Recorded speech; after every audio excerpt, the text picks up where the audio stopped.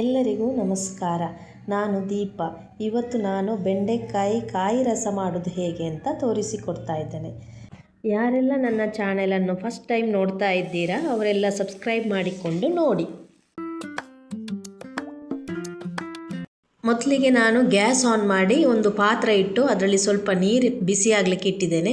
So ಬಿಸಿಯಾದ ನೀರಿಗೆ ಒಂದು ಸಣ್ಣ ಗಾತ್ರದ ಹುಣಸೆ ಹಣ್ಣು, ಒಂದು ಮೀಡಿಯಮ್ ಸೈಜಿನ ಬೆಲ್ಲ, 1 ಟೇಬಲ್ ಸ್ಪೂನು ಉಪ್ಪು ಹಾಕಿ ಚೆನ್ನಾಗಿ ಕುದಿಲಿಕ್ಕೆ ಇಡಿ. ಅತಿ ಕಡಿಮೆ ಪದಾರ್ಥಗಳನ್ನು ಬಳಸಿಕೊಂಡು ಮಾಡುವ ಸೂಪರಾಗಿರುವಂತಹ ಕಾಯಿ ರಸವನ್ನು ನೀವು ಸಹ ಒಮ್ಮೆ ಟ್ರೈ ಮಾಡಿ ನೋಡಿ. ಈಗ ನಾನು ಇದಕ್ಕೆ ತೊಳೆದು ಕಟ್ ಮಾಡಿಕೊಂಡಂತಹ ಬೆಂಡೆಕಾಯನ್ನು ಸೇರಿಸಿ ಸ್ವಲ್ಪ ಹೊತ್ತು ಬೇಯಲಿಕ್ಕೆ ಬಿಡ್ತೇನೆ ನಾನು. ಇದಕ್ಕೀಗ ನಾವು ಬೇಕಾಗುವಂತಹ ಮಸಾಲೆ ಪದಾರ್ಥಗಳನ್ನು ರುಬ್ಬಿ ರೆಡಿ ಮಾಡಿಕೊಳ್ಳೋಣ. ಒಂದು ಪಾತ್ರೆಯನ್ನು ಸ್ಟವಲ್ಲಿಟ್ಟು ಬಿಸಿಯಾದ ನಂತರ ಇದಕ್ಕೆ ಒಂದು ಟೇಬಲ್ ಸ್ಪೂನ್ ಎಣ್ಣೆ ಹಾಕಿ ನಾವು ಒಂದು 7-8 ಬ್ಯಾಡಿಗೆ ಮೆಣಸನ್ನು ಚೆನ್ನಾಗಿ ಫ್ರೈ ಮಾಡಿಕೊಳ್ಬೇಕು.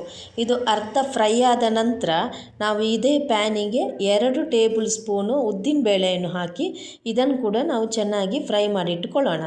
ಗ್ಯಾಸನ್ನು ಕಡಿಮೆ ಉರಿಯಲ್ಲಿಟ್ಟುಕೊಂಡು ಫ್ರೈ ಮಾಡಿ, ಇಲ್ಲದಿದ್ದರೆ ಉದ್ದಿನಬೇಳೆ ಬೇಗ ರೋಸ್ಟ್ ಆಗಿ ಹೋಗ್ತದೆ. ಈಗ ನಾನೊಂದು ಮಿಕ್ಸಿ ಜಾರ್ ತಗೊಂಡು ಅದಕ್ಕೆ ನಾವು ರೋಸ್ಟ್ ಮಾಡಿದಂತಹ ಬ್ಯಾಡಿಗೆ ಮೆಣಸು ಹಾಗೆ ಉದ್ದಿನಬೇಳೆ ಹಾಗೆ ಒಂದು ಅರ್ಧ ಕಪ್ ಆಗುವಷ್ಟು ತೆಂಗಿನಕಾಯಿಯನ್ನು ಹಾಕಿ ಚೆನ್ನಾಗಿ ರುಬ್ಬಿಕೊಂಡು ಬಂದಿದ್ದೇನೆ. ಇಲ್ಲಿ ನಮ್ಮ ಬೆಂಡೆಕಾಯಿ ಸಹ ಸರಿ ಬೆಂದಿದೆ. ಸೊ ನಾನು ಇದಕ್ಕೀಗ ರುಬ್ಬಿದ ಮಸಾಲವನ್ನು ಸೇರಿಸಿಕೊಳ್ತಾ ಇದ್ದೇನೆ. ಮತ್ತು ನಮಗೆ ಬೇಕಾದಷ್ಟು ನೀರನ್ನು ಸೇರಿಸಿ ಮತ್ತು ಉಪ್ಪನ್ನು ಮತ್ತೆ ನೋಡಿ ನೀವು ಸೇರಿಸಿಕೊಳ್ಳಿ. ಈಗ ಚೆನ್ನಾಗಿ ಮಿಕ್ಸ್ ಮಾಡಿಕೊಳ್ಳಿ.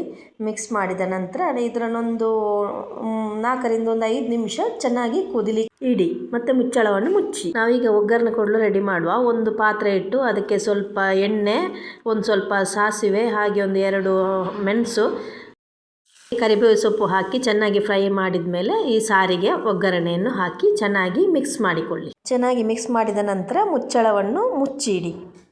ಈಗ ನೋಡಿ ನಮ್ಮದು ಪದಾರ್ಥ ಎಷ್ಟು ಚೆನ್ನಾಗಿ ಬಂದಿದೆ. ಸೊ ನೀವು ಸಹ ಮನೆಯಲ್ಲಿ ಟ್ರೈ ಮಾಡಿ. ಈ ರೆಸಿಪಿ ನಿಮಗೆ ಇಷ್ಟ ಆದರೆ please like, share, comment and subscribe ಮಾಡಿ.